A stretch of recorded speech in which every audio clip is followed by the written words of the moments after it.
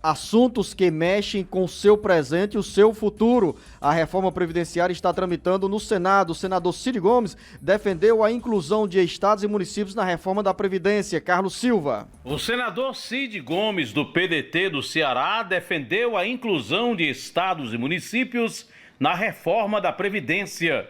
Em sua avaliação, o Senado deveria incluir estados e municípios no projeto original da reforma, assim como corrigir outras distorções que possam prejudicar os trabalhadores. A declaração foi feita durante uma reunião da Comissão de Constituição e Justiça do Senado, no primeiro dia de debate sobre a proposta de emenda à Constituição que altera o regime previdenciário brasileiro. Para o senador, a tramitação não precisa ser apressada, especialmente porque a proposta afetará o futuro de milhões de brasileiros. Cid Gomes disse que a reforma da Previdência não será a salvação da lavoura, como o governo vem defendendo, e precisa vir acompanhada de outras medidas que possam fazer o Brasil de fato crescer. O senador lembrou que é preciso, por exemplo, debater o lucro dos bancos.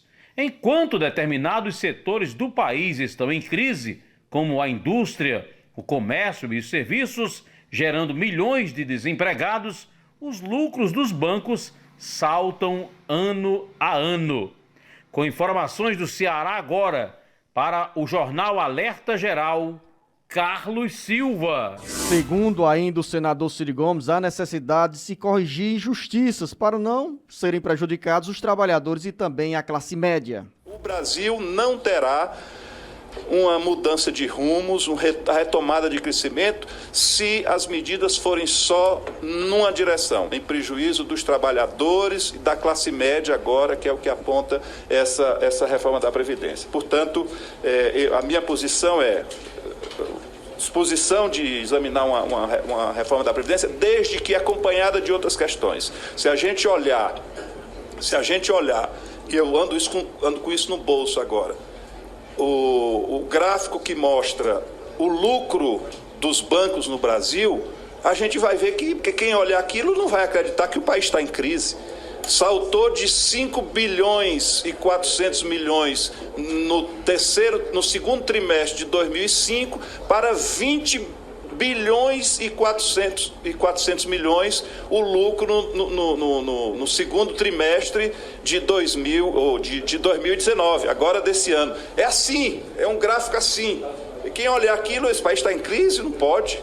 Né? Em crise está a indústria, em crise está o comércio, sofrendo estão os trabalhadores, sofrerá agora os servidores públicos, etc, etc, mas os bancos estão nadando de braçada, né? Esses estão a favor da maré, contudo, ajudando para que eles consigam quadruplicar o seu lucro ao longo desse período.